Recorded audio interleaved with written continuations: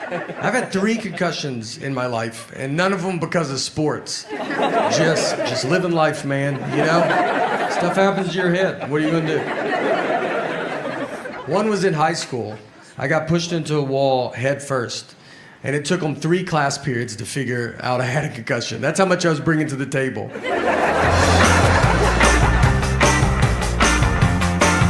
My dad is a magician. He's done that my entire life.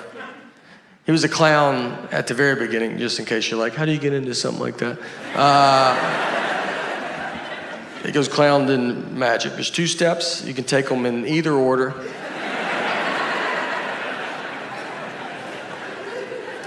I was born, he was a clown. It was never weird to me. I thought everybody's dad was a clown. My first memory of my life is I was 5 years old, and I remember my mom walked me out to the front yard, and my dad pulled up. We had this old red Mazda. He's dressed as a clown. That doesn't even faze me. That's just how he left. How else would he come home? And the Easter Bunny was in the passenger seat. That's the first thing that I remember to my life. If you want to know how you get into comedy, that's a pretty good nudge.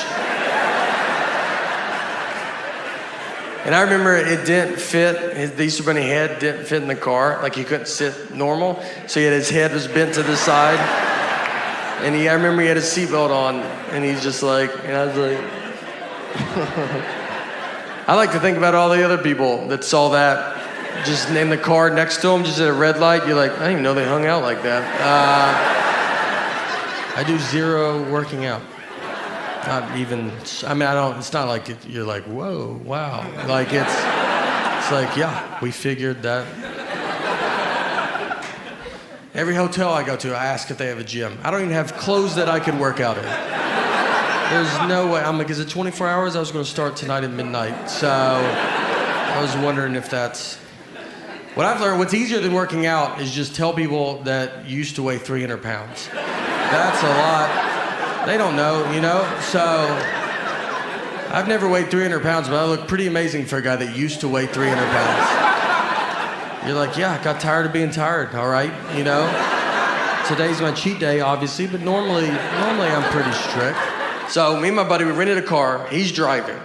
On the way out there, I see a dead horse just laid out in this guy's yard.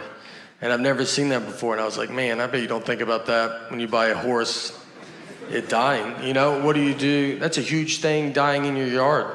You can't just scoot it off into the woods with your foot and try to get another one that matches before the kids come home. You have to tell your wife to keep the kids away for a month. You got to Google how to move a dead horse. You got to probably try to get another horse to help you do it, and that's not easy. That's what the blinders were invented for, because it's like, just look ahead. Don't worry about what's going on back. No, look. Or you got to get your friends to help you do it, and you can't spill the beans too quick on that. You think it's hard for them to help you move a couch? Try a dead horse. You got to lie to them, like, we're getting a divorce. Just come over. Bring your truck and some gloves. And when they get there, let me tell you, they're going to see it, all right? Everybody saw it. It was next to the road. And they're going to pull into that driveway and just be like, I don't think they're getting a divorce at all. I think we're here to move that dead horse is what I think. I just don't eat anything healthy. I like apples, but I only like pre-cut apples. I won't eat a whole one, you know? I'm not a horse, all right? So could you guys do some work over there at the apple factory, you know, however apples get here? I've watched a lot of the documentaries that try to make you eat better. Like I watched Fed Up, and it's about all the food that I eat every day. There was nothing in it that I haven't had recently. You know that saying, like, I haven't had that in forever? I haven't said that in forever. There's nothing I haven't had. Airheads, that's usually something like, oh, are they still doing good? Yeah, they're doing great. They got more colors now, it's pretty fun, you know? On the way back, since my buddy was driving, he did not see the dead horse, you know? And I'm like, well, you can't not see it. So it's just one road, and I was like, I'll just show you where it's at. So we're driving, and we get to it. I was like, it's right here. And I pointed, and the horse was standing up, doing unbelievable. One of the healthier horses that I've ever seen. So I learned that horses lay down to sleep. I did not know that. I don't know what I thought before that day. I don't know. That they lock their knees. That's why they have 4 knees. I don't know. That's what I would have probably argued with you about it. People always talk to me very easy too, or dumb. Like if I talk to a stranger, I can always feel it. And I think it's my eyes. I have big eyes, you know? And so I just get a lot of like, you still with me, man? And I'm just sitting there like, yeah, man, I'm listening. And he goes, all right, I don't feel like you could have been anywhere, you know? And our daughter, she's 6 now, but she was 5 at the time. This was her first pet. She was best friends with this dog. And it was the first thing that was gonna die in her lifetime. So it's a lot of stuff to have to explain to a kid, you know? And so I was talking to my wife about like, how are we gonna tell her? And at first I was like, let's just act like we didn't have a dog. 5-year-olds are smart, but if we stick together on this, and she comes home from school and is like, where's the dog? And we're like, what dog? Like I've never seen a dog. Don't you think I would know if there was a dog? But I read an article about the long-term damage of that. It's pretty good. So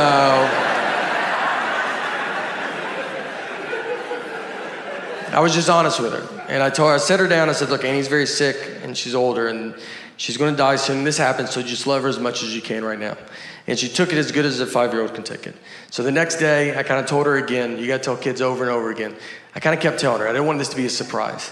And then Annie surprised us by living 6 months longer. I mean, we were way off on when we thought she was going to die.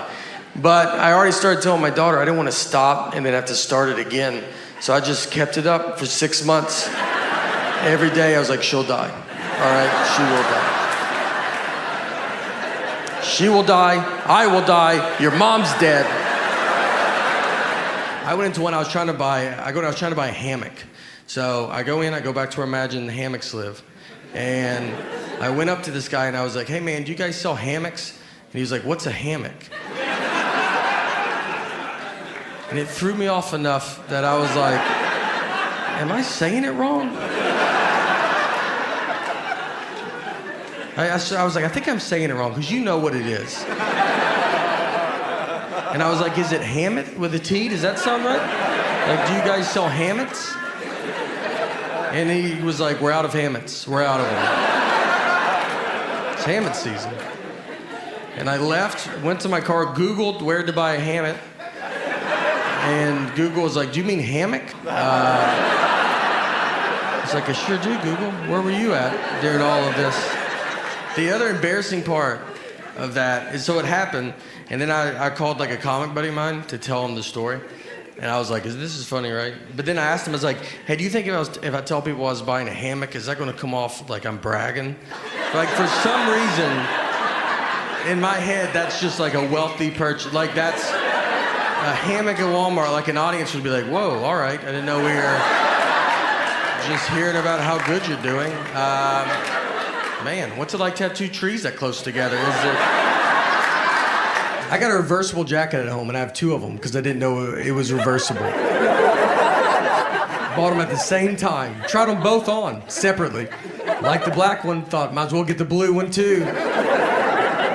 Went and laid them up there, and I remember they go, are you sure? I go, yeah, I think I know what I'm doing here, right? So I go into a Starbucks, and I get to the front, and I was like, I'll take an iced coffee with cream. She goes, with cream? I go with cream. And then she goes, iced coffee with cream? I go, iced coffee with cream. She goes, with cream? I go with cream. And she said it one more time. She said, so iced coffee with cream? And at that point, I should have said, what's going on right now?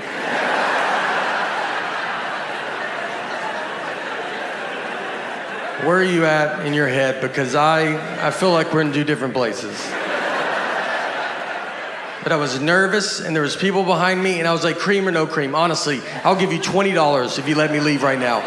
I cannot, this is the most I can talk about this. I don't even know what's happening anymore. So I paid, I go stand in line, you know, where you gotta wait for your drink. There's like 5 of us waiting for our drinks. So she puts the iced coffee up there first, no cream, and I was like, whatever. I'll just do it myself, you know? Like, I don't like doing it myself, but I was like, all right, I'll just do it. So before I could get it, she's walked back with a can of whipped cream, and she's shaking it. And I'm just looking at it, like, thinking that's someone else's. I'm like, someone's getting whipped cream. That's fun. One of you guys are getting whipped cream? And I look down, and she starts spraying the whipped cream on top of my iced coffee. She just yells out, iced coffee, whipped cream, yells it out. The other 4 people, they turn their back, like they don't want you to accidentally think that's what they ordered. And I'm just left alone, like, that's what you thought I said over there? You don't think I would have said iced coffee with whipped cream? You think I'm just some nut job? It's like, I've had too many problems in this Starbucks, so I'm only going to use the words that I want and no other words. Iced coffee, whipped cream cup. And they didn't have a top for it, so whipped cream, it doesn't sink and become less embarrassing. It moves. It's like a buoy in an ocean that everybody sees. And I'm just walking through the crowd like, this is my favorite drink. I don't know if you guys drink this at all. Is anybody, nobody does this? I'm surprised. And I walked outside and threw it away and tried again at a different Starbucks. The dumbest I've ever been talked to, I like to golf. And so a guy was telling me there's a real golf course in North Carolina where they have llamas or the caddies. So if you don't know anything about golf, I mean, you know, a caddy usually carries your bag around, tells you how far you are from the hole, and helps you out. So this course, they have llamas. So you put your golf bag on a llama, and it carries your bag. So he told me that, and then he looks into my big dumb eyes, and he goes, just so you know, llamas can't talk, though. I mean, that's the question he was trying to get ahead of as he looked into my stupid eyes. Like, he just feels like, I'm gonna say it so that guy doesn't have to say it. The best wedding I've ever been to was my cousin's wedding. It was a real redneck affair. It was right outside Louisville, Kentucky, where my parents are from. And my cousin's name is Tuesday, which is a good start. The invitation said, Tuesday's getting married, rehearsals Friday, wedding Saturday. People were like, we gotta be there Monday for this wedding? How long is this wedding? It's a week? We get there, I'm wearing a button-down shirt, khaki pants, nothing crazy. I'm wildly overdressed. I look like I work there. Everybody else just has a football or basketball jersey on. My uncle, his daughters get married. He has his tuxedo jacket, pants, cummerbund, bow tie, no shirt. They forgot his shirt, and instead of waiting to go get it, he was like, let's do it without it, right? Like, that's... And he doesn't have a body that's like, that's cool, man. You know, he has a body that you're like, put your jacket on backwards, flip it around. Yeah. And then you see his back and you're like, whew, all right, go back to regular way. Yeah, that's my fault. How's your back worse than your front? We go into the church, it's bride and groom, looks like it's home and away. That's how many jerseys are in there. Guys are drinking beers in the church. Like, that's something I've never heard a pastor be like, guys, could we not drink alcohol in the church? And they're like, oh, didn't know this was the nice part of town. All right. The reception is next door, just at a lady's house, like in her backyard. Like, she doesn't do, it isn't like she's like, and I do receptions all the time.